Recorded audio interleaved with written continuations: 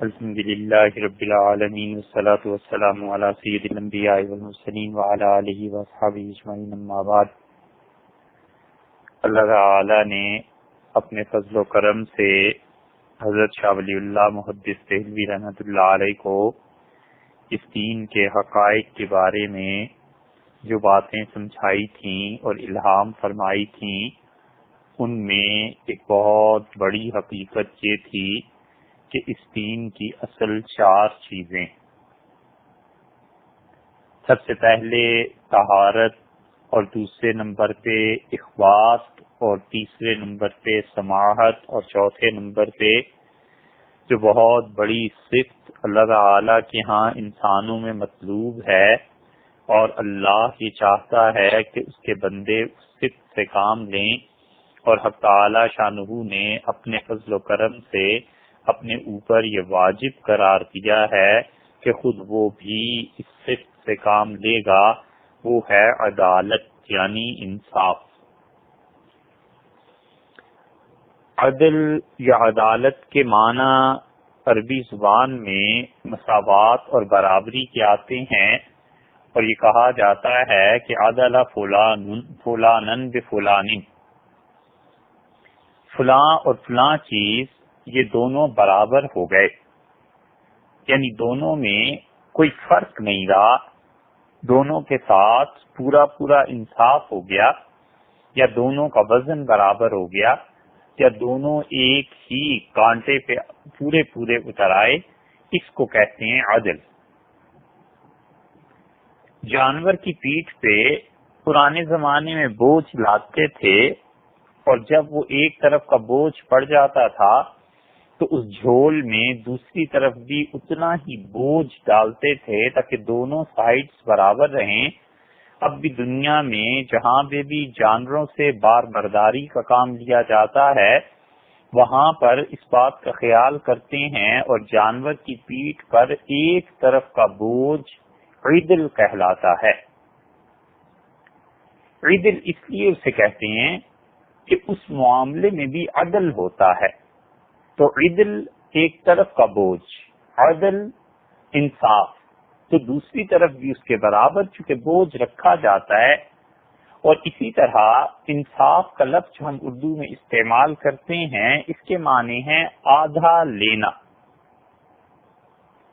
یعنی کوئی بھی ایسی چیز جو مشترک ہے، کامن ہے دو اشخاص کے درمیان، اسے تقسیم کر کے اپنا آدھا حصہ لے لینا اور آدھے حصے کو فریق ثانی کے لیے چھوڑ دینا، شریعت کی اصطلاح میں عدل اور انصاف کے معنی یہ ہیں جو حضور اکرم صلی اللہ علیہ وسلم نے ارشاد فرمائے ہیں۔ یہ آدھا لے لینا اور آدھا فریق ثانی کو چھوڑ دینا، اس حد تک تو یہ لغت کے معنی تھے، اور شریعت میں حضور اکرم صلی اللہ علیہ وسلم نے فرمایا کہ اعطاء کل ذی حق حقہ، ہر شخص کو اس کا جو حق بنتا ہے اس کو کی ادائیگی، یہ ہے عدل۔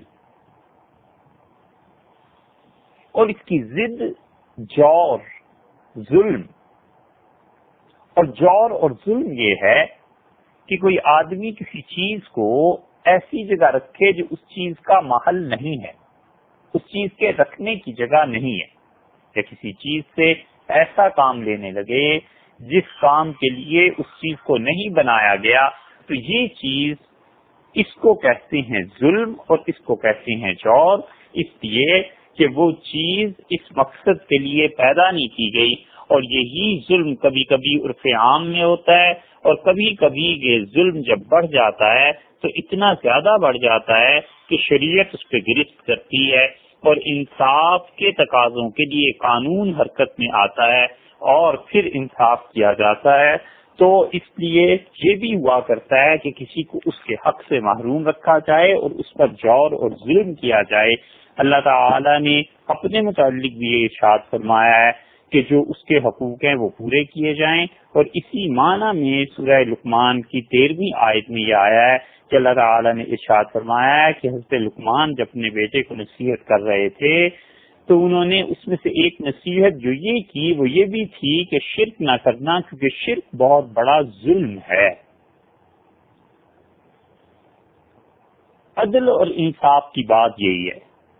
کہ اللہ کا حق اس کو دیا جائے اور حق تعالی شانہ کی عبادت وہ کی جائے، اور جن معاملات میں اللہ ہی کی پکار ہے اور اللہ ہی کی عبادت ہے، غیر کسی کو بھی، چاہے وہ کسی بھی درجے کا بڑا آدمی ہو، ہرگز اس کی صفات عالیہ اور اس کی ذات پاک میں شریک نہ کیا جائے۔ اگر کوئی شریک کرے گا تو یہ ظلم کرے گا۔ اس لیے انسان کبھی کبھی والعیاذ باللہ شرک میں مبتلا ہوتا ہے۔ کروڑوں اربوں انسان اب بھی شرک میں مبتلا ہے، پچھلے زمانوں میں بھی رہے تو وہ ظلم کا ارتکاب کرتے ہیں اپنی جان کے لیے، اور حق تعالی شانہ کا حق مارنے کی کوشش کرتے ہیں۔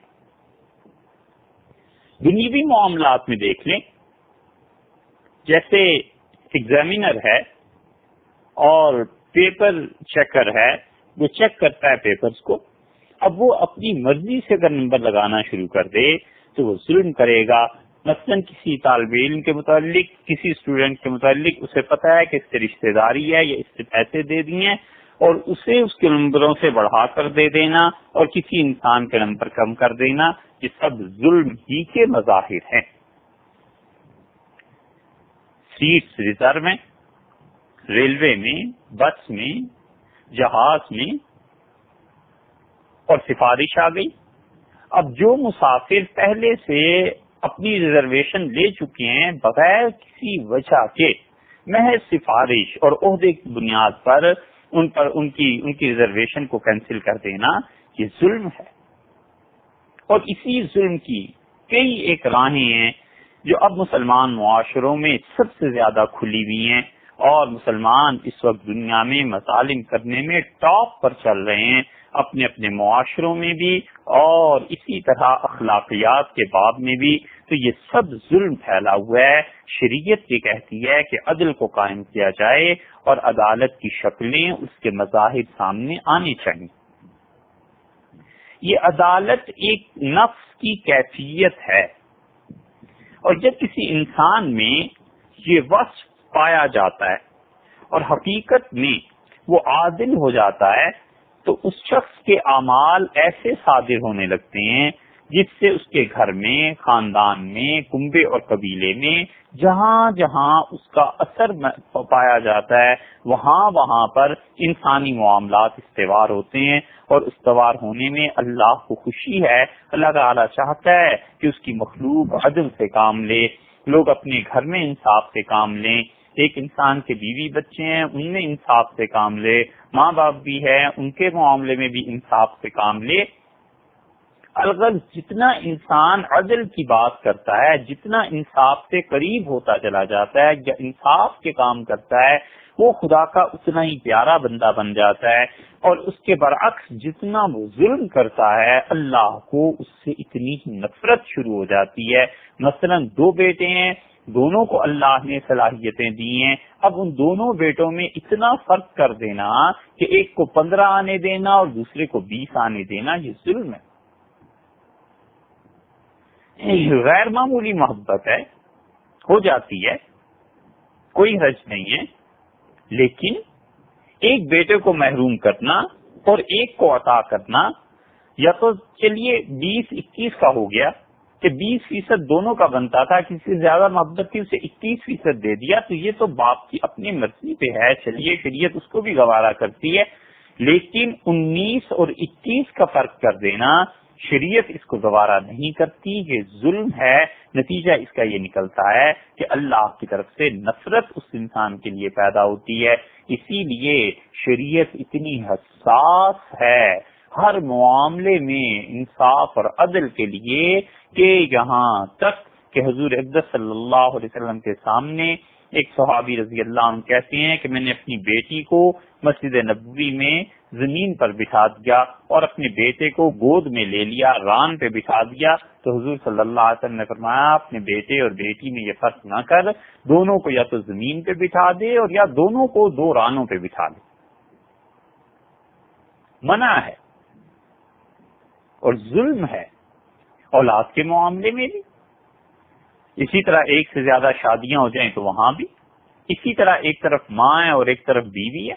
دونوں کے معاملے میں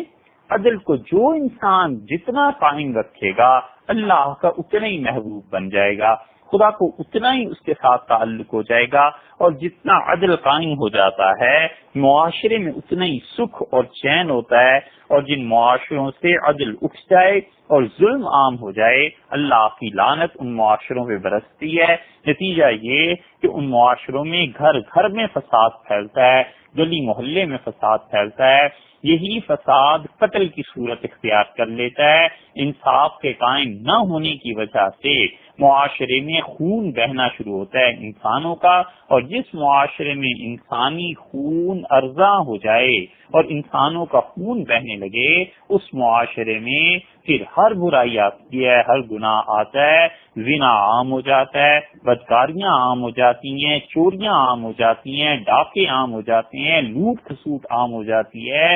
اور پھر پبلک اپنے اپنے انٹرسٹ میں کام کرتی ہے، گورنمنٹ اپنے انٹرسٹ میں کام کرتی ہے، کسی کو کسی کی پرواہ نہیں رہتی، اور اس کی بنیاد صرف ایک بیج تھا، اور وہ بیج تھا ظلم کا جو کسی نے بو دیا، اور اس پر لوگوں نے احتجاج نہیں کیا، انصاف کو قائم نہیں ہونے دیا، لوگوں نے انصاف کا خون کیا۔ نتیجہ یہ کہ اللہ کی لعنت ایسے معاشرے پر برستی ہے،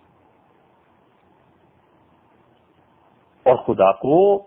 کوئی ایسا تعلق نہیں ہے کسی سے کہ وہ ظلم بھی کرے اور اللہ اسے ایسی چھوٹ اور ڈھیل دے دے کہ اس کی گرفت نہ ہو۔ جب لوگ ظلم پہ اتر آتے ہیں اللہ اپنی لعنت کے لیے انہیں چھوڑ دیتا ہے، اور خدا کی لعنت والعیاذ باللہ جب کسی بھی شخص، فرد اور معاشرے پر پڑے تو وہاں ترقی کی راہیں مسدود ہو جاتی ہیں، اور ایسا معاشرہ دنیا میں بھی ناکام افراد کو پیدا کرتا ہے، اور آخرت کی ناکامی تو یقیناً ہے ہی ہے۔ یہ عدالت کا وصف انسان کے بنیادی اوصاف میں سے ہے۔ یہی عدالت گم ہو جاتی ہے، ختم ہو جاتی ہے، اور علماء اپنے حلقوں میں اس انصاف کو قائم نہیں ہونے دیتے، غیبت کرتے ہیں، جھوٹ بولتے ہیں، تہمتیں لگاتے ہیں، جہاں ان کے مالی مفادات وابستہ ہوتے ہیں وہاں ان کا رویہ کچھ اور ہوتا ہے، اور جہاں سے کوئی توقع نہیں ہوتی وہ آدمی کتنا ہی مخلص ان کا شاگرد کیوں نہ ہو اس کے ساتھ اس کی نگاہیں اور ہوتی ہیں۔ یہ سب کیا ہے؟ یہ انصاف نہ کرنا ہے، یہ ظلم پر مبنی معاشرے میں یہ حرکتیں عام ہوتی ہیں۔ اسی طرح مشائخ کے یہاں ظلم ہوتا ہے کہ جہاں سے ان کو امید اور توقع ہوتی ہے کہ مالی خدمات ہوتی رہیں گی، تعلق اور واسطہ برقرار رہے گا، فلاں صاحب کا عہدہ بڑا ہے، ان پہ نظر عنایت زیادہ، ان پر محبتیں زیادہ، نچھاور پن ان پر زیادہ، حتیٰ کے خلافتیں بھی ادھر چلی جاتی ہیں، اور اس کے نتیجے اس کے مقابلے میں جو لوگ اپنے تحائف، اپنے ہدایہ میں گھٹنے کا معاملہ کرتے ہیں، کم معاملہ کرتے ہیں، ان کی استطاعت اتنی نہیں ہوتی، ان کی محبت اور ان کا اخلاص سب ایک طرف، اور ان کے ساتھ کوئی توجہ نہیں دی جاتی۔ یہ مشائخ کے ہاں ظلم ہوتا ہے، علماء کے ہاں ظلم ہوتا ہے، عام پبلک میں ظلم ہوتا ہے، گھروں میں ظلم ہوتا ہے، اور نتیجہ اس کا یہ نکلتا ہے کہ اللہ کی طرف سے برکتیں ختم ہو جاتی ہیں۔ یہ عدل کا ملکہ انسان میں پیدا ہونا چاہیے، انصاف انسان میں پیدا ہونا چاہیے۔ یہ کیسے پیدا ہوتا ہے؟ دیکھیے، کچھ لوگ تو ہوتے ہیں کہ فطرتاً اللہ نے ان میں عدل رکھا ہوتا ہے، انصاف رکھا ہوتا ہے، اللہ نے طہارت رکھی ہوتی ہے۔ ایسے لوگوں کی عام حالات کی زندگی میں دیکھیں، سوچ سمجھ کر بولنے والے لوگ ایک ایک حرف سوچ سمجھ کے بولتے ہیں، غلطی ہو جائے رجوع کر لیتے ہیں، ناحق تعریف پر وہ پھول نہیں جاتے، کوئی انسان ظلم کرے تو اس ظلم پر احتجاج، اگر اس ظلم سے معاشرہ متاثر ہو تو وہ کرتے ہیں، اور اگر ذاتی طور پر ظلم ہو تو معاف کر دیتے ہیں۔ یہ سب سعادت، نیکی اور خوبی کی باتیں فطرتاً اللہ نے ان میں ڈالی ہوئی ہوتی ہیں۔ ایک حل تو اس کا یہ ہے، اور دوسرا حل اس کا یہ ہے کہ انسان اپنی تربیت کرائے اور اللہ کے اچھے بندوں کے پاس جائے، اور شیخ کے اپنے مریدوں میں اور صاحب علم اپنے حلقے میں دیکھے، اور والد اپنی اولاد میں دیکھے کہ کسی میں ظلم کا مادہ تو نہیں ہے، اس ظلم کو وہ ختم کرنے کی کوشش کرے، دھیرے دھیرے آہستہ آہستہ تربیت کرے، یہاں تک کہ جس طرح ترازو کا تکلا بیچ میں آ جاتا ہے اور انصاف قائم ہو جاتا ہے، بالکل اس طرح سے انصاف کی وہ کوشش کرے کہ اس کے مرید، اس کے معتقد، اس کے ساتھ جتنے لوگوں کا تعلق ہے، یہ سب کے سب انصاف پر چلتے رہیں اور ٹھیک انصاف کو قائم کریں۔ اسی لیے اللہ تعالی نے عدل کی تعریف کی ہے، اور یہ وصف یا تو فطری اور یا پھر تربیت سے،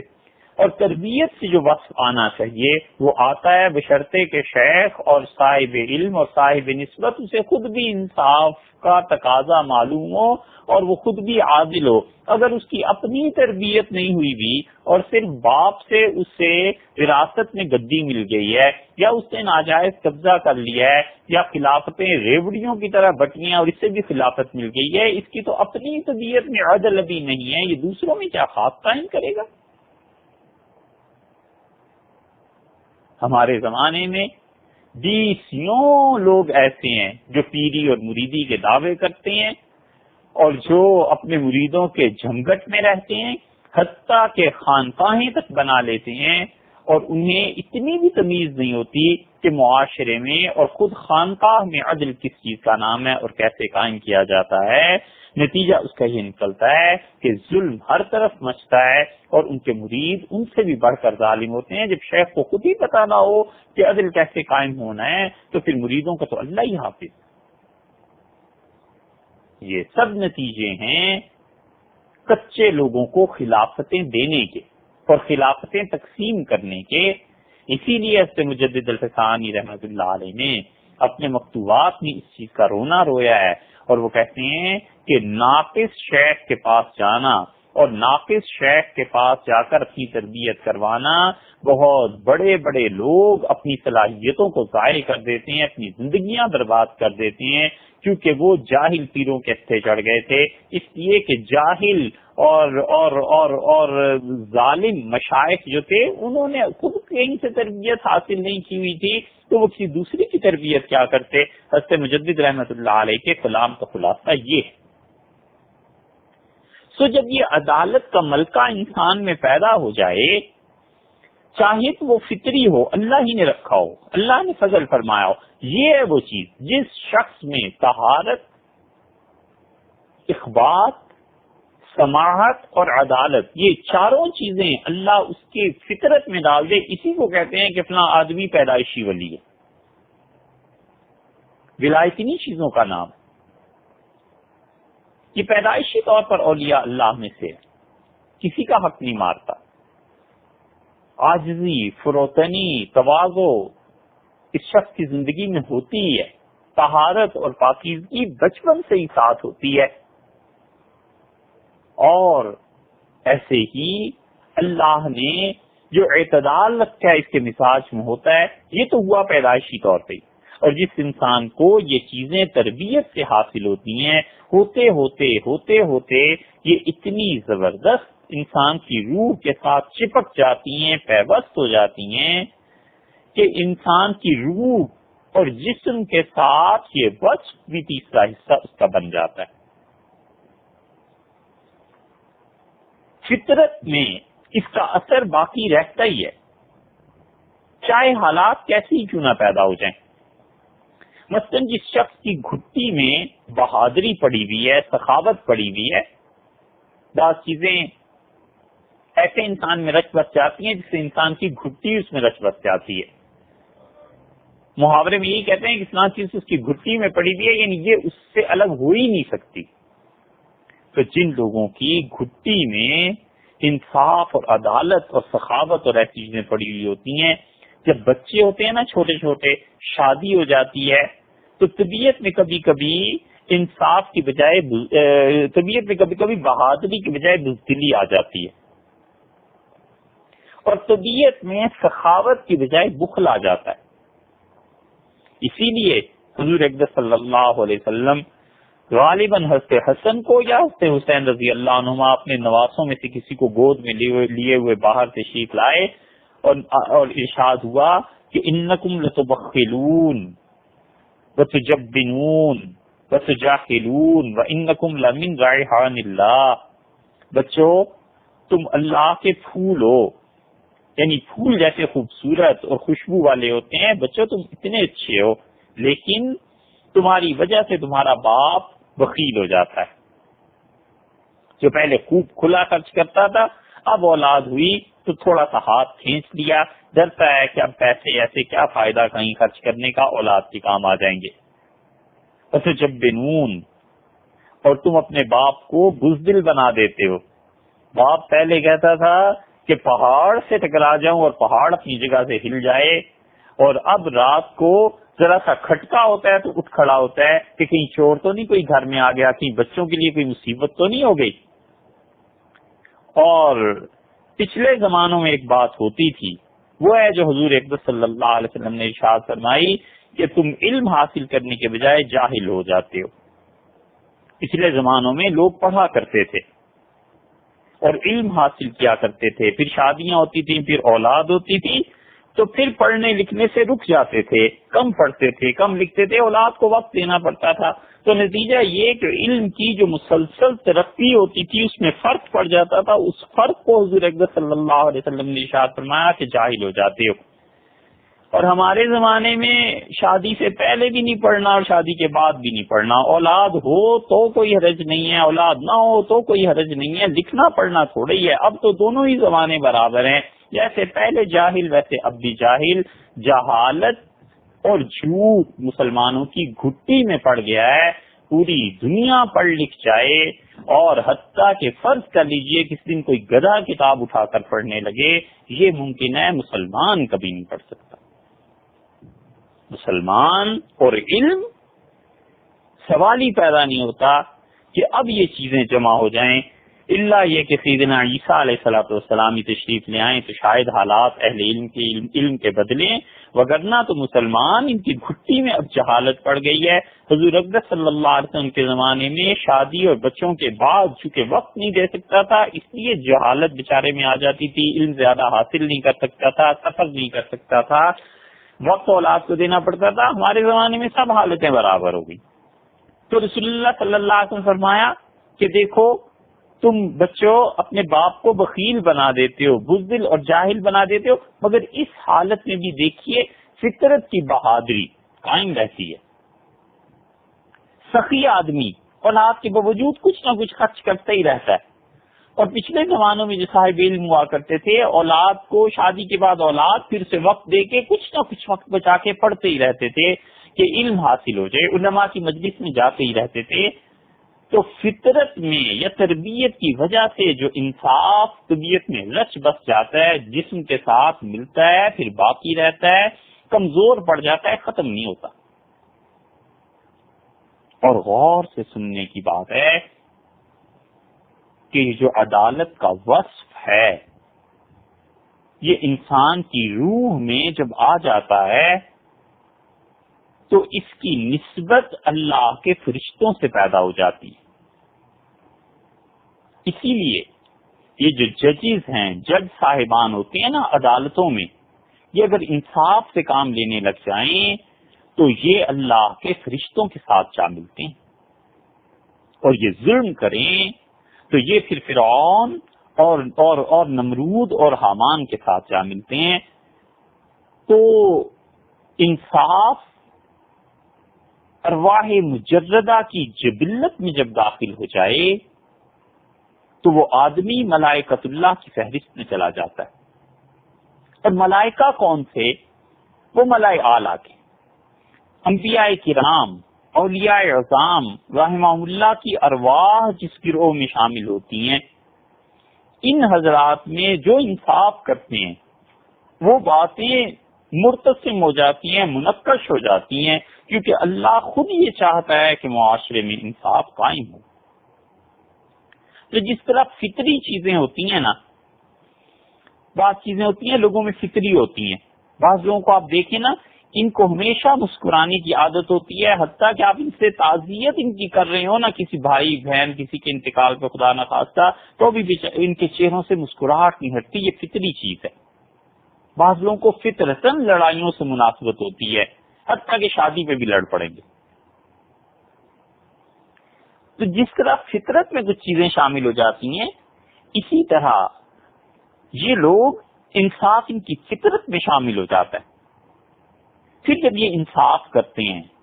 اور اللہ کی مخلوق میں ہر ایک کو اس کا حق دیتے ہیں، حق تلفی کسی کی نہیں کرتے، تو ان کا تعلق فرشتوں سے ہو جاتا ہے۔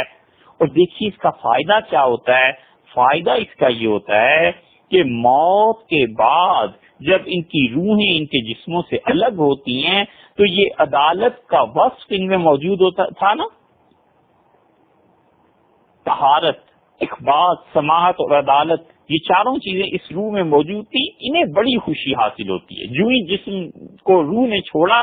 روح پرواز کرتی ہے اور ایسی روحانی لذتیں اسے نصیب ہوتی ہیں کہ پھر اللہ جب چاہتا ہے اس روح کو ملائے اعلیٰ میں اپنی مخصوص فرشتوں میں، انبیاء کرام علیہ الصلوۃ والسلام اور اولیاء اللہ رحمہم اللہ کی روحوں کے ساتھ خدا اس کا ٹھکانہ کر دیتا ہے۔ اور اگر اس شخص کی روح میں ظلم ہو اور اس کی تربیت نہ ہوئی بھی ہو، یا فطری طور پہ ہی اس انسان میں وہ عدالت کا وصف نہیں آیا تھا اور ظلم آ گیا، تو مرنے کے بعد اب اس پہ تنگیاں شروع ہو جاتی ہیں، وحشت اس سے ٹپکتی ہے، دکھ اسے پہنچتا ہے، تکلیف اسے پہنچتی ہے۔ جن جن لوگوں پر ظلم اس نے کیا ہوا ہوتا ہے، فرشتے مار مار کے اسے قبر میں ان کی یاد دلاتے ہیں، بتاتے ہیں کہ فلاں فلاں کے ساتھ تم نے انصاف نہیں کیا تھا، لہذا اب مارو۔ تو مرنے کے بعد اس کی روح اندھیروں کی طرف چلتی ہے اور ایسے ایسے اندھیروں سے گزرتی ہے، چیختا ہے، چلاتا ہے، اوپر سے جوتے پڑتے ہیں فرشتوں سے، یہاں تک کہ جہنم میں جو اس کا ٹھکانہ ہے وہاں پر خدا اسے پہنچا دیتا ہے۔ جہنم کے نچلے طبقے میں، اوپر کے طبقے میں، اس سے اوپر کے طبقے میں، جہاں چاہے اللہ اسے رکھے، اس کی روح جہنمیوں میں داخل کر دی جاتی ہے، کیونکہ اس نے انصاف سے کام نہیں لیا۔ اس لیے کچھ لوگ ہوتے ہیں جو انصاف کی مدد کرتے ہیں۔ اللہ جب کسی نبی علیہ الصلوۃ والسلام کو بھیجتا تھا تاکہ وہ خدا کے دین کو لوگوں تک پہنچائے اور لوگوں کو ظلمات سے نکال کے نور کی طرف لائے اور انسانی معاشرے میں انصاف پھیلے، تو وہ لوگ جو اس کی مانتے تھے، اس کی مانگ پر چلتے تھے، وہ صحیح راہ پر رہتے تھے اور لوگوں کو عدل اور انصاف کی طرف متوجہ کرتے تھے۔ شریعت صرف اس کا نام نہیں ہے کہ انسان نماز روزہ کرتا رہے اور نکل جائے اللہ کے دین کو پھیلانے کے لیے، شریعت ٹھیک اس چیز کا بھی نام ہے کہ انسان اپنے گھر میں، معاشرے میں، گلی محلے میں جہاں وہ عدل قائم کرے، انصاف قائم کرے۔ بیوی بیمار ہے گھر میں اور اللہ نے اس پر جماعت کی نماز فرض قرار نہیں دی، بیوی مر رہی ہے، کہتا ہے بیوی کو جو مرضی ہو جائے، آ کے دوا لے دوں گا، پہلے میں جماعت کی نماز پڑھوں۔ ضروری تھا کہ جماعت کی نماز چھوڑ دیتا اور بیوی کا خیال کرتا، اس کو دوا دارو دیتا، کیونکہ اس کا پوچھنے والا کوئی نہیں، اللہ نے یہ اس کے ذمہ لگایا تھا۔ زکوٰۃ خدا نے اس کے ذمہ لگائی تھی، اس کی پرواہ نہیں ہے۔ اور ویسے گھر میں مہمان نوازی بھی ہے، جو آئے اسے کھلانا بھی ہے۔ یہ سب شیطان کے چکر ہیں۔ ایسے شخص میں عدالت اور انصاف قائم نہیں ہوتا، نتیجہ اس کا یہ نکلتا ہے کہ اللہ کی عنایات اس سے ہٹ جاتی ہیں۔ یاد رکھیے، جو لوگ انصاف کو قائم نہیں کرتے اور انصاف کو گم کرنا چاہتے ہیں معاشرے میں، وہ ملعون ہو جاتے ہیں، مردود ہو جاتے ہیں۔ جب عدالت اور انصاف قائم کرتا رہتا ہے وہ جج، وہ انسان، وہ کوئی بھی، تو اس شخص کی طبیعت فرشتوں سے جا ملتی ہے، جیسے کہ ابھی عرض کیا۔ ہوتا یہ ہے کہ وہ اللہ کے فرشتے جنہوں نے اللہ کا عرش اٹھایا ہوا ہے، ان میں اور اس آدمی میں جو انصاف کر رہا تھا، ایک کامن چیز پیدا ہو جاتی ہے، وہ ہے عدالت۔ بڑی بشارت، بڑی خوشخبری ہے ان لوگوں کے لیے جو کسی بھی ملک کے نظام میں انصاف کے لیے بیٹھ جائیں، چاہے وہ سینئر کورٹس کے ہوں اور چاہے وہ جونیئر کورٹس کے ہوں اور چاہے وہ سپریم کورٹ ہو اور چاہے وہ ہائی کورٹ ہو، جہاں جہاں جس انسان کو انصاف کرنے کا موقع مل جائے یہ تلوار کی دھار پر کھڑا ہوتا ہے، اور اگر کامیاب ہو جائے تو سبحان اللہ اس میں اور اللہ کے وہ فرشتے جنہوں نے عرش اٹھایا ہوا ہے ایک کامن چیز پیدا ہو جاتی ہے، اور کامن چیز وہ کیا ہے؟ وہ ہے عدالت۔ وہ فرشتے بھی عدل کرنے والے، یہ بھی عدل کرنے والا۔ تو جب ملائے اعلیٰ جس کی تشریح ابھی عرض کرتے ہیں، اس ملائے اعلیٰ کے فرشتوں میں اور اس انصاف کرنے والے میں ایک کامن چیز آ جاتی ہے نا، تو فرشتوں کی برکتیں ادھر آنے لگتی ہیں، فرشتوں کا فیض ادھر آنے لگتا ہے۔ آپ دیکھیں گے بڑے بڑے ججز، بڑے بڑے مشائخ کی قبروں پہ حاضر ہوتے ہیں کہ فیض حاصل کریں، ہم کہتے ہیں اس سے بڑا فیض آپ کو پہنچ سکتا ہے۔ وہ مشائخ تو جو بھی تھے اللہ ہی جانتا ہے ان کا حشر کیا ہوا ہوگا، وہ اچھے تھے برے تھے چلے گئے، لیکن اس کے مقابلے میں وہ فرشتے جو یقینی طور پر اچھے ہیں، یقینی طور پر خدا کا عرش اٹھائے ہوئے ہیں، یقینی طور پر پکی بات ہے کہ وہ معصوم ملائکہ ہیں، وہاں سے آپ کو فیض پہنچ سکتا ہے۔ آپ انصاف شروع کر دیجئے۔ ہوتا یہ ہے کہ وہ فرشتوں کے اور جب یہ انصاف کرتا ہے تو اس کے درمیان مناسبت پیدا ہوئی، اب دروازہ کھل گیا۔ اب جتنی اس کی استعداد ہے نا اس شخص کی، اس کو بچہ مان لیتے ہیں ہم اس جج کو، اس بچے میں جتنی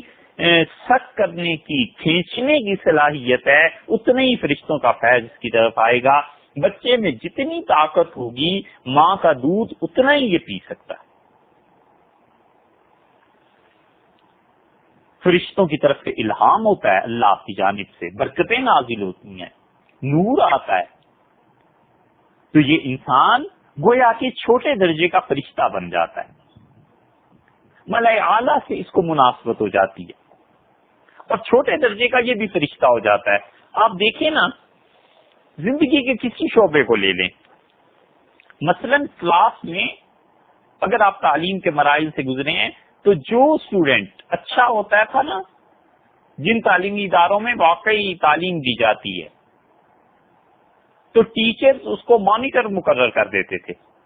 تو وہ مانیٹر جو تھا وہ 30 بچوں کی کلاس ہے، اس میں ایک مانیٹر لگ گیا ہے اور ایک ٹیچر ہے، تو ٹیچر کا گویا نائب اور سیکنڈ ان کمانڈ یہ آ گیا۔ تو اس کو ایک وجہ سے ٹیچر سے بھی مناسبت ہے، ایک طرف یہ کلاس روم کا اسٹوڈنٹ بھی ہے۔ بس ایسی جو انصاف اور عدالت کو قائم کرتا رہتا ہے، اس کے لیے محنت کرتا رہتا ہے، کوشش کرتا رہتا ہے، یہ وہ اتنا بڑا فرشتہ تو نہ بنا جنہوں نے اللہ کا عرش اٹھایا ہوا ہے، لیکن یہ بھی چھوٹا سا فرشتہ بن گیا۔ اب اللہ کی طرف سے برکتیں اس پر نازل ہونا شروع ہوتی ہیں۔ یہ 4 چیزیں ہیں جو انسان کو اپنی طبیعت میں یا تو ہونی چاہیے یا پیدا کرنی چاہیے۔ شاہ ولی اللہ محدث دہلوی رحمۃ اللہ علیہ یہ کہتے ہیں، جب انسان میں یہ 4 چیزیں نہیں ہوتی اور وہ کسی گناہ کا ارتکاب کرتا ہے، یعنی وہ اصلاً وہ طہارت نہیں حاصل کرتا، ناپاک رہتا ہے۔ دوسری چیز آپ سے عرض کی تھی اخبات، کہ اس انسان میں بجائے تواضع اور عاجزی کے کبر پیدا ہو جاتا ہے اور وہ اپنے آپ کو بڑا سمجھنے لگتا ہے۔ تیسری چیز عرض کی تھی سماحت، یعنی بخیل ہو جاتا ہے، فیاض نہیں رہتا، جس موقع پہ پیسہ، اپنا علم، اپنی طاقت، اپنا عہدہ، ان سب چیزوں کو استعمال کرنا چاہیے تھا پھر بھی نہیں کرتا۔ تو یہ تیسری چیز بھی پیدا نہ ہوئی، سماحت، اس میں گناہ گار ہو گیا۔ عدالت قائم نہیں کی، اپنے بچوں کے درمیان انصاف نہیں کیا، اپنے بہن بھائیوں کے درمیان انصاف نہیں کیا۔ یہ 4 چیزوں میں سے جب کوئی انسان کسی ایک چیز میں بھی کمی کرتا ہے تو پھر کیا ہوتا ہے؟ وہ گناہ ہو جاتا ہے، اور اس گناہ کا رنگ اوپر کی طرف، آسمانوں کی طرف اٹھتا ہے، ملائے اعلیٰ کی طرف، اور ملائے اعلیٰ میں فرشتوں کو اس کی حرکتوں سے تکلیف ہوتی ہے۔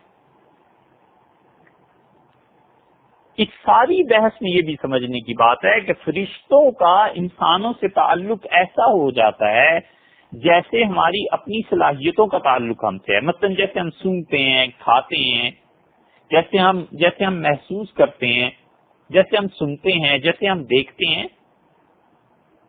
تو ایک آدمی محسوس کرتا ہے نا۔ اب دیکھیے اس کے پاؤں کے نیچے قالین آ جائے تو اسے احساس ہوتا ہے کہ بڑی نرم چیز ہے، اس کے پاؤں کے نیچے گھاس آ جائے تو احساسات ہوتے ہیں، اور پاؤں کے نیچے انگارہ آ جائے تو وہی آدمی چیخنے لگتا ہے۔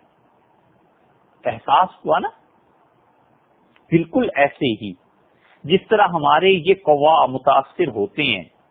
اور جس طرح ہمارے ہاتھ، پاؤں، چہرہ، جلد متاثر ہوتی ہے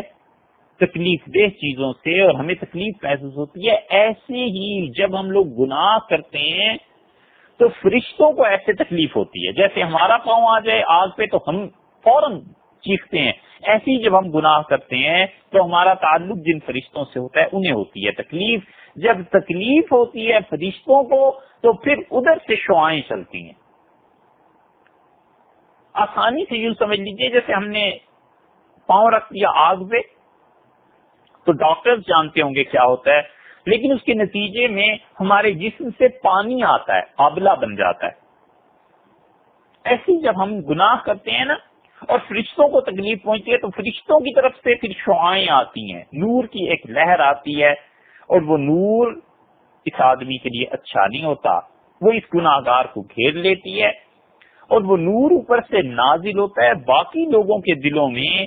کہ اس گناہگار نے ہمیں تکلیف پہنچائی ہے، گناہ کر کے لوگوں تم اسے تکلیف پہنچاؤ۔ بس پھر اس انسان کو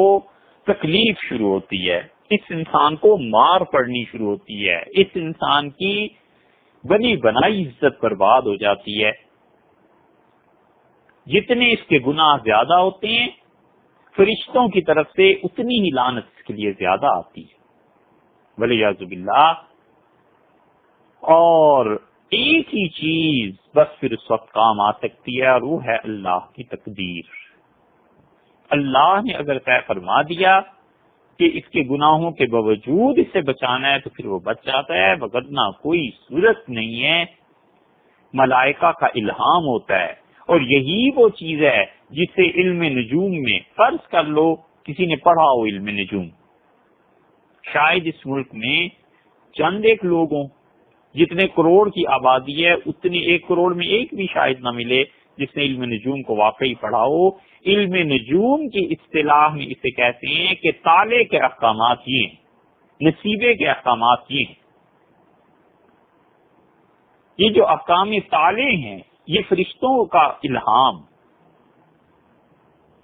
یہ وہ چیزیں ہیں، بس یہ ہے جو آڑے آتا ہے، اور یہ در حقیقت اللہ کا اپنا فیصلہ ہے۔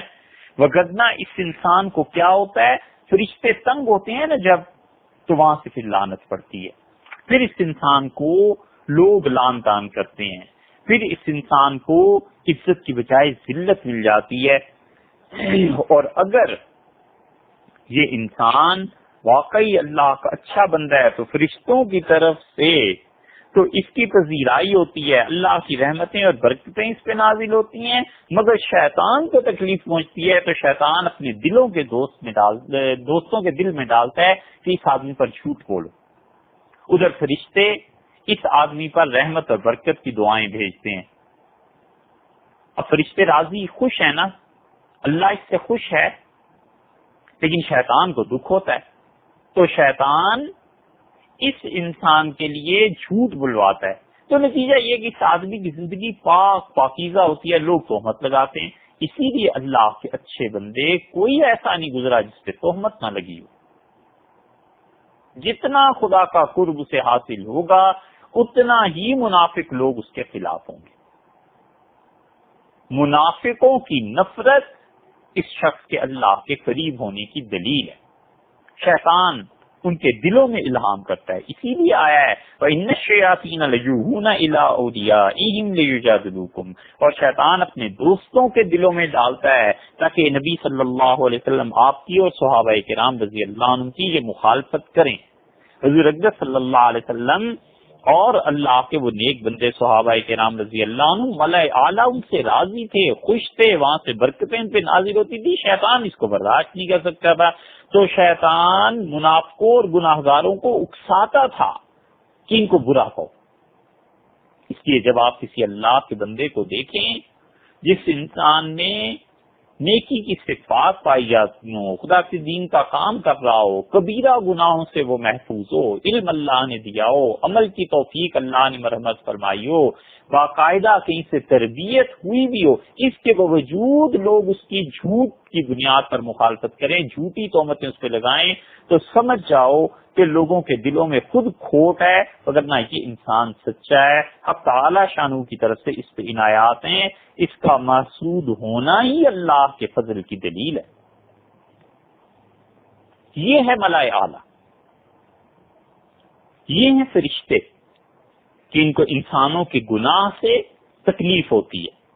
پھر جب وہاں سے لعنتیں آتی ہیں پھر یہ انسان خراب ہو جاتا ہے، یعنی اس پر یہ چیزیں لعنتیں والعیاذ باللہ برستی ہیں۔ یہ ملائے اعلیٰ کیا چیز ہے؟ قرآن کریم میں اس کا ذکر آیا ہے، حضرت شاہ ولی اللہ رحمۃ اللہ علیہ جگہ جگہ اس کا ذکر کرتے ہیں۔ یہ شاہ صاحب رحمۃ اللہ علیہ کی عبارت ہے جس کے مطابق آپ سے عرض کیا گیا ہے، حجت اللہ البالغہ کی، اور حجت اللہ میں حضرت نے یہ بتلایا ہے کہ فرشتوں کو ایسے تکلیف پہنچتی ہے اور لعنت اور محبت کے معاملے ایسے ہوتے ہیں۔ اللہ تعالیٰ نے ملائے اعلیٰ کے بارے میں 23ویں پارے میں سورہ صاد میں 38 نمبر سورت کی 70 نمبر آیت میں ذکر کیا ہے، 68 اور اس سے لے کے 70 تک، بلکہ اس سے بھی پہلے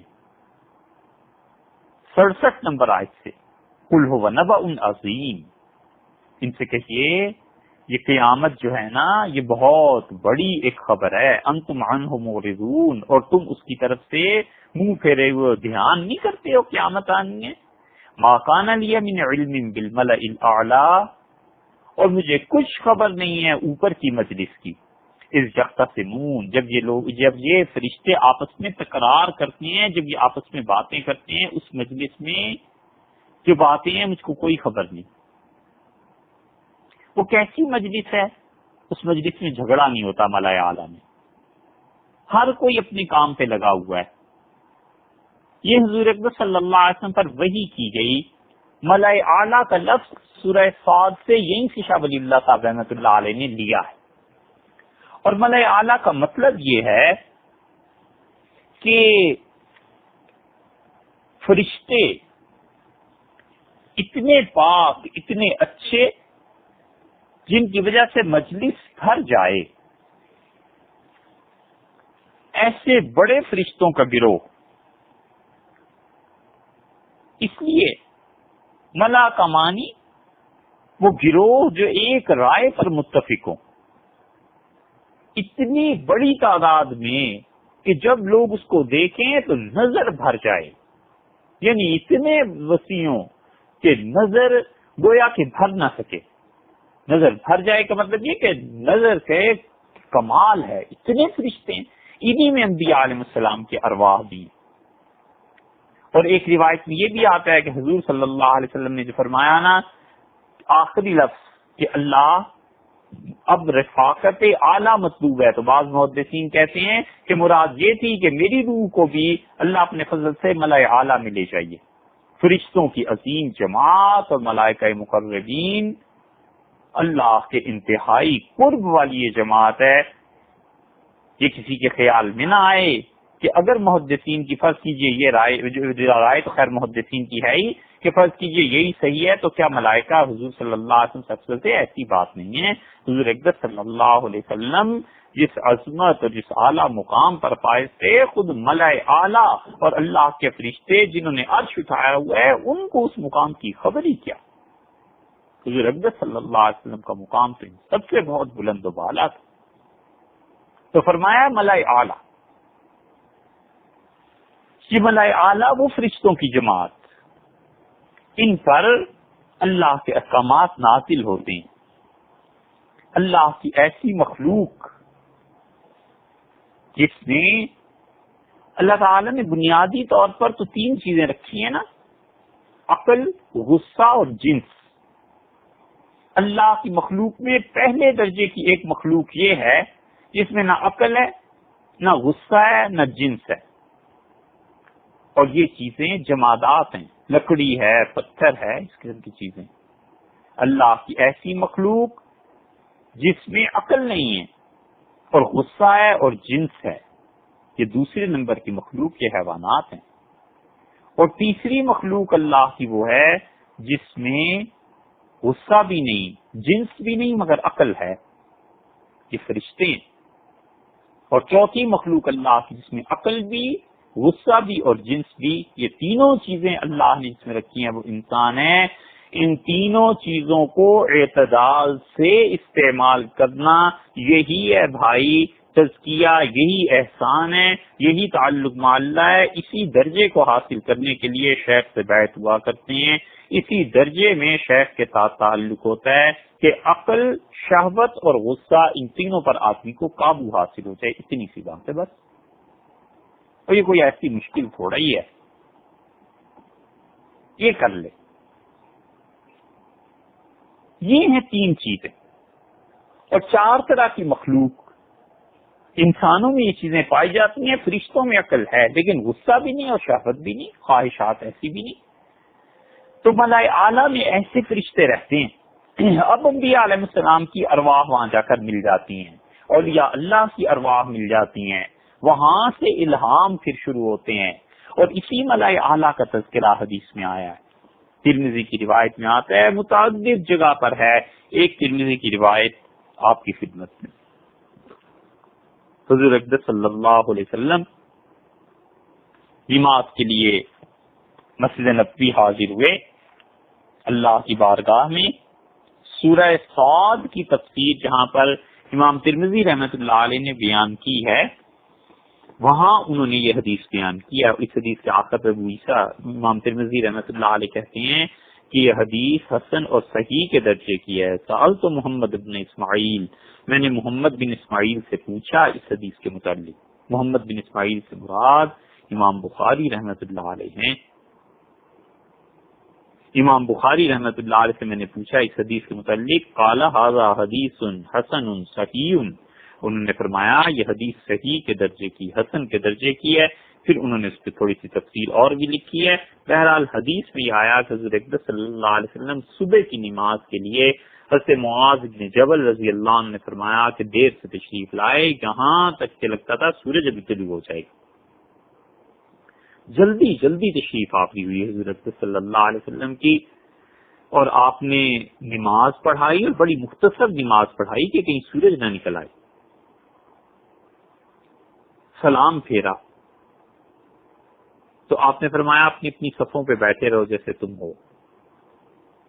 اور پھر آپ نے ارشاد فرمایا کہ آج صبح نماز میں جو تاخیر سے آیا ہوں، کس چیز نے مجھے روک دیا تھا، کیوں میں اپنے گھر پہ ہی رہا، تمہیں پتا ہے؟ اور پھر ارشاد فرمایا کہ میں آج رات نماز کے لیے اٹھا، یعنی تہجد کے لیے میں نے وضو کیا،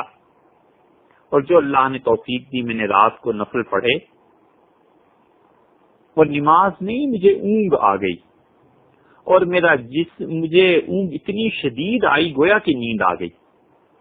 یہ حضور اقدس صلی اللہ علیہ وسلم کی جو کیفیت ہے نا، ایسی کیفیت کبھی کبھی طاری ہوتی ہے اللہ کے ذکر میں.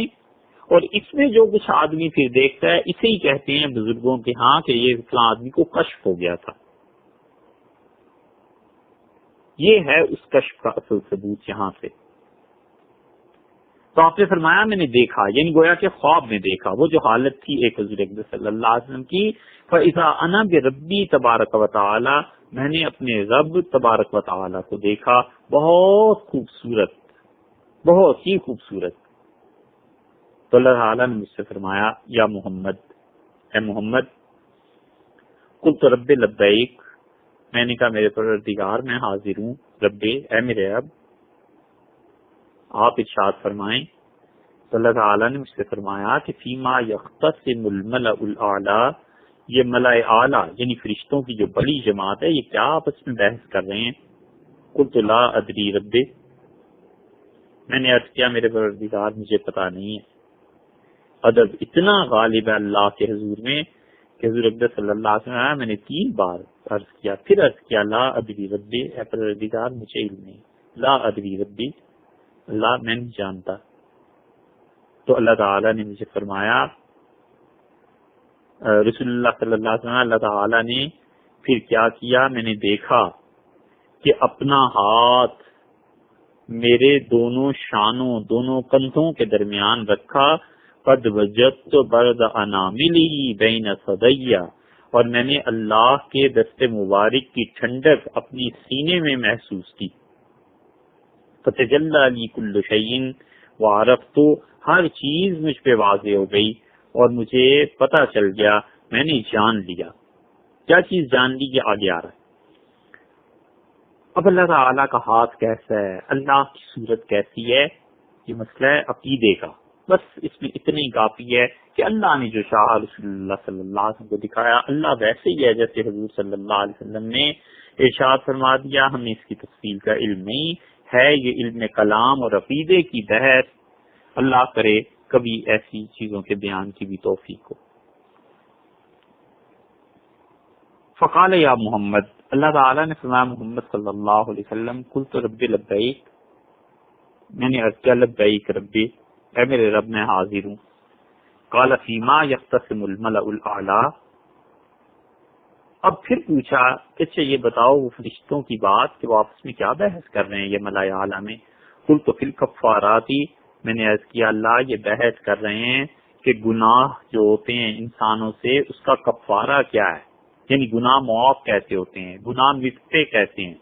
قال ما ہننا، اللہ تعالیٰ نے فرمایا اچھا بھائی پھر کیا فیصلہ ہوا؟ قلت تو میں نے عرض کیا میرے رب، فرشتے کہہ رہے ہیں مشی الاقدامی الی الجماعات،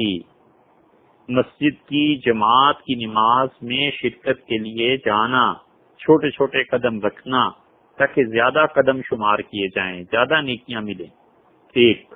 والجلوس فی المساجد بعد الصلاۃ، فرض نماز پڑھ کے پھر بھی مسجد میں بیٹھنا، تھوڑی دیر رہنا مسجد میں۔ واسباغ الوضوء فی المکروہات، اور جب دل نہ چاہ رہا ہو اس وقت وضو کرنا، صبح صبح اٹھ کے وضو کرنا۔ اسی طرح سردیوں میں بسا اوقات جی نہیں چاہتا، بڑی مشکل ہوتی ہے، اس وقت میں وضو کرنا، اس سے گناہ معاف ہوتے ہیں۔ قال ثم فیما، اللہ تعالیٰ نے پھر مجھ سے پوچھا کہ اور کیا بات ہوئی؟ تو میں نے عرض کیا کہ کنت اطعام الطعام، اللہ تعالیٰ سے عرض کیا کہ اللہ آپ کے فرشتے یہ کہتے ہیں کہ لوگوں کو کھانا کھلانا، ولین الکلام، لوگوں سے محبت سے بات کرنا، نرمی سے بات کرنا۔ دو والصلاۃ باللیل والناس نیام، لوگ سوئے ہوئے ہوں اور اٹھ کے نماز پڑھنا، یہ تینوں چیزیں لوگوں کے درجے بلند کرتی ہیں اللہ کے یہاں۔ قال سل، اللہ نے فرمایا اے محمد صلی اللہ علیہ وسلم مانگیے، آپ کیا مانگتے ہیں؟ میں نے عرض کیا کہ اللہم انی اسألک فعل الخیرات، اللہ میں آپ سے سوال کرتا ہوں کہ مجھے نیکی کے کاموں کی توفیق دے دیں، وترک المنکرات، اور اللہ جن کاموں سے آپ ناراض ہوتے ہیں میری حفاظت فرما دیں، وحب المساکین، اور اللہ یہ تیری غریب مخلوق ہے نا ان کی محبت میرے دل میں آئے، وان تغفر لی وترحمنی، اور اللہ آپ مجھے معاف بھی فرماتے رہیے اور اللہ آپ رحم بھی فرماتے رہیے، وَإِذَا أَرَدْتَ فِتْنَةً فِي قَوْمٍ، اور اللہ جب کسی قوم کو آپ آزمائش میں ڈالنا چاہیں فَتَوَفَّنِي غَيْرَ مَفْتُونٍ، تو اللہ مجھے زندگی میں کسی آزمائش میں نہ ڈال، میرا انتقال، میری موت اس سے پہلے ہی ہو جائے، اللہ آپ اپنے پاس بلا لیں، میں کسی آزمائش میں نہ پڑوں۔ وَأَسْأَلُكَ حُبَّكَ، اور اللہ میں آپ سے آپ کی محبت مانگتا ہوں، وَحُبَّ مَن يُحِبُّكَ، اور اللہ جو آپ سے محبت کرتے ہیں ان کی بھی محبت میرے دل میں ڈال دیجئے، وَحُبَّ عَمَلٍ يُقَرِّبُ إِلَىٰ حُبِّكَ، اور اللہ ان چیزوں کی محبت، ان اعمال کی جن سے آپ کی محبت مجھے ملے۔ قال رسول اللہ صلی اللہ علیہ وسلم، اور پھر ہم سے رسول اللہ صلی اللہ علیہ وسلم نے کہا انہا حق، یہ جو میں نے تمہیں بتائی ہے نا بات، یہ جو میں نے آج رات دیکھی ہے یہ بالکل سچ ہے، فدرسوہا، اسے تم خود بھی یاد کرنا، ثم تعلموہا، اور پھر اس کی تعلیم بھی لوگوں کو دینا، میری باقی امت کو بھی سکھانا کہ میں نے کیا سیکھا ہے، میں نے کیا دیکھا ہے۔ اسی حدیث کی دوسری روایت میں ہے کہ مجھ سے فرمایا اللہ تعالی نے ہاتھ اپنا دست مبارک رکھنے کے بعد، کیا آپ کو پتہ ہے اوپر کیا بحث ہو رہی ہے؟ تو میں نے کہا جی اللہ مجھے پتا چل گیا۔ تو اللہ تعالیٰ نے فرمایا گناہوں کا کفارہ کیا ہے؟ تو میں نے عرض کیا اللہ فرض نماز پوری ہونے کے بعد مسجد میں بیٹھنا اور مسجد میں چھوٹے چھوٹے قدموں سے چل کے آنا، یعنی مناسب فاصلے پہ پاؤں رکھنا، اور جب جینا چاہ رہا اس وقت وضو کرنا، اس سے گناہ معاف ہوتے ہیں۔ اور فرشتے کہتے ہیں یا اللہ تعالیٰ نے فرمایا وَمَنْ فَعَلَ ذَلِكَ، اور جو شخص ایسے کام کرے گا عَاشَ بِخَيْرٍ وَمَاتَ بِخَيْرٍ، یہ بھی ترمذی کی روایت ہے۔ تو فرمایا وہ زندگی میں بھی اچھا جیے گا، موت بھی خیر سے آئے گی جو ان تینوں کاموں کو کرے گا۔ اچھی زندگی کے لیے کتنے کتنے پاپڑ بیلتے ہیں، یہ حدیث نہیں یاد رہتی رسول اللہ صلی اللہ علیہ وسلم نے یہ 3 کام کرو اچھی طرح زندگی میں بھی رہو گے، مرو گے بھی خیر پہ۔ وَقَانَ مِنْ خَطِيئَتِهِ كَيَوْمَ وَلَدَتْهُ أُمُّهُ، اور اس طرح پاک دنیا سے جائے گا جیسے پیدائش کے دن پاک تھا۔ وَقَالَ يَا محمد، اللہ تعالیٰ نے مجھ سے یہ بھی کہا اس خواب میں کہ محمد صلی اللہ علیہ وسلم جب آپ نماز پڑھ لیا کریں تو نماز کے بعد مجھ سے اس طرح دعا مانگا کرو۔ اس روایت میں تو یہ آیا ہے کہ اللہ نے کہا مجھ سے کہ مانگیے کیا مانگتے ہیں، یہاں یہ آیا کہ اللہ نے مجھے سکھایا۔ تو مطلب یہ ہے کہ اللہ تعالیٰ نے رسول اللہ صلی اللہ علیہ وسلم کے دل میں پہلے ڈالی یہ دعا، پھر کہا کہ آپ مانگیے۔ تو میں نے اللہ سے مجھ سے اللہ تعالیٰ نے فرمایا، یہ دوسری روایت کے مطابق مجھ سے کہا کہ جب تم نماز پڑھ لیا کرو نا تو یہ دعا مانگا کرو، اللہم انی اسألک فعل الخیرات، اللہ میں آپ سے نیکی کے کاموں کی توفیق چاہتا ہوں، وترک المنکرات، اور اللہ جن کاموں سے آپ نے منع کیا ہے ان کاموں کو چھوڑ دوں، رب میں یہ چاہتا ہوں، وحب المساکین، تیرے غریب بندوں کی محبت میرے دل میں آ جائے، وَإِذَا أَرَدْتَ بِعِبَادِكَ فِتْنَةً، اور اللہ جب تو اپنے بندوں کو کسی آزمائش اور مصیبت میں ڈالنا چاہے، فَقْبِضْنِي إِلَيْكَ غَيْرَ مَفْتُونٍ، تو اللہ مجھے اس مصیبت میں ڈالے بغیر ہی اپنے پاس بلا لے۔ قَالَ وَالدَّرَجَاتِ، اور اللہ تعالیٰ نے مجھ سے کہا کہ آپ کو پتہ ہے درجے جنت میں میرے قرب کے کس طرح بلند ہوتے ہیں، اور ارشاد ہوا افشاء السلام، سلام کو عام کرو، ہر ایک کو سلام کیا کرو، وَإِطْعَامُ الطَّعَامِ، اور کھانے کھلاؤ لوگوں کو، وَالصَّلَاةُ بِاللَّيْلِ وَالنَّاسُ نِيَامٌ، اور رات کو اٹھ کے نماز پڑھو جب لوگ سو رہے ہیں۔ تیسری روایت امام ترمذی رحمۃ اللہ علیہ لائے، اور اس میں کہتے ہیں کہ اللہ تعالی نے فرمایا کہ وَمَن يُحَافِظُ عَلَيْهِنَّ عَاشَ بِخَيْرٍ وَمَاتَ بِخَيْرٍ، اور یاد رکھو جو یہ کام کرے گا، کون کون سے؟ مسجد جماعت میں کے ساتھ جا کر نماز پڑھنا، اور جب جینا چاہ رہا ہو اس وقت وضو کرنا، اور ایک نماز کے بعد دوسری نماز کا انتظار کرنا۔ یہ پہلے نہیں آیا تو دونوں روایات میں، یہ اس میں آیا، وہاں آیا ہے کہ نماز کے بعد ٹھہرنا، اور یہ حدیث اس کی تشریح ہو گئی کہ ایک نماز کے بعد دل اٹکا رہے دوسری نماز میں۔ اللہ نے فرمایا یحافظ علیہن، جو شخص ان باتوں کو مانے گا، عاش بخیر ومات بخیر، یہ کام کرتا رہے گا، وہ آدمی خیر نیکی کے ساتھ جیا اور خیر پہ اس کی موت آئے گی۔ وَقَانَ مِن ذُنُوبِهِ كَيَوْمَ وَلَدَتْهُ أُمُّهُ، اور اس طرح دنیا سے جائے گا جیسے پیدائش کے دن پاک تھا، موت کا دن بھی اس کے لیے اتنی پاکی کا ہوگا۔ تو رسول اللہ صلی اللہ علیہ وسلم نے اسی لیے فرمایا ہے کہ دیکھو اس حدیث کو تم یاد رکھنا، وَتَعَلَّمُوهَا، اسے لوگوں تک بھی پہنچاؤ۔ یہ ہے ملأ اعلیٰ۔ اس ملأ اعلیٰ میں فرشتے ہیں، اور فرشتوں کو خوشی ہوتی ہے ان کاموں سے، وہ اللہ سے دعا کرتے ہیں۔ جب یہ چیزیں چاروں آپ نے سن لی، شاہ ولی اللہ رحمۃ اللہ علیہ کہتے ہیں فَهَذِهِ الْخِصَالُ الْأَرْبَعَ، یہ 4 چیزیں ان تحققت حقیقتها، جب تم نے اس کی حقیقت کو جان لیا، جو کچھ میں نے لکھا ہے، وَفَهِمْتَ كَيْفِيَّةَ اقْتِضَائِهَا، اور جب تمہیں پتہ چل گیا کہ یہ کام کیسے کرنے ہیں، اب تمہیں علم حاصل ہو گیا، اس کے بعد تم عمل بھی کر لو۔ وَإِعْدَادِهَا لِلْإِنْسِلَاقِ فِي سِلْكِ الْمَلَائِكَةِ، تو جس لڑی میں، جس رسی میں، جس ڈوری میں فرشتے اللہ کے پروئے ہوئے ہیں، تم بھی اس میں داخل ہو گئے، اس ہار کے ایک موتی تم بھی بن گئے، اس کا ایک نگینہ تم بھی ہو گئے۔ اور جب تمہیں پتہ چل گیا کہ یہ چاروں کام ہیں جو میں نے کرنے ہیں، اور تم نے اس پہ عمل بھی کر لیا، تمہیں سمجھ آ گئی میری بات کی، اب دیکھیے شاہ صاحب نے جو جملہ لکھا ہے، فرماتے ہیں اوتیت الخیر الکثیر، اللہ نے بہت بڑی خیر تمہیں دے دی ہے، وکنت فقیہا فی الدین ممن اراد اللہ بہ خیرا، اب تم اس دین کو اتنا سمجھ جاؤ گے کہ اللہ کے ان بندوں میں شامل ہو جاؤ گے جن کے ساتھ اللہ نے خیر کا ارادہ کیا ہے۔ اگر تمہیں میری یہ بات سمجھ آ گئی ہے تو تم یقین جانو کہ تم ان لوگوں میں سے ہو جن کے ساتھ اللہ نے بڑی خیر کرنی ہے، بڑی خدا نے دین کی سمجھ جنہیں دے دی ہے، تم ان لوگوں میں آ گئے۔ یہ ہے شاہ ولی اللہ رحمۃ اللہ علیہ کی وہ عبارت کی باتیں جو پہلے آپ سے عرض کی تھی کہ 4 باتیں سمجھنے کی ہیں۔ شاہ صاحب رحمۃ اللہ علیہ نے بتا دیا کہ طہارت، اخبات، سماعت اور عدالت کی 4 چیزیں اللہ نے اپنے فضل سے مجھے سمجھا دی کہ پورے دین کی اصل یہ ہے۔ اسی لیے ہم عرض کرتے ہیں بار بار کہ حجت اللہ کسی استاد سے پڑھنے کی چیز ہے تاکہ پتہ چلے دین کی حکمتیں کیا ہیں، گناہ کیا چیز ہے، نیکی کیا چیز ہے۔ اب اس کے بعد سب سے پہلی بات آ گئی طہارت، یہ پاکیزگی آ گئی۔ اس پاکیزگی کے فوائد کیا ہیں اور پاکیزگی کی کتنی قسمیں ہیں، یہ انشاءاللہ اس سے اگلی نشست میں بیان کریں گے۔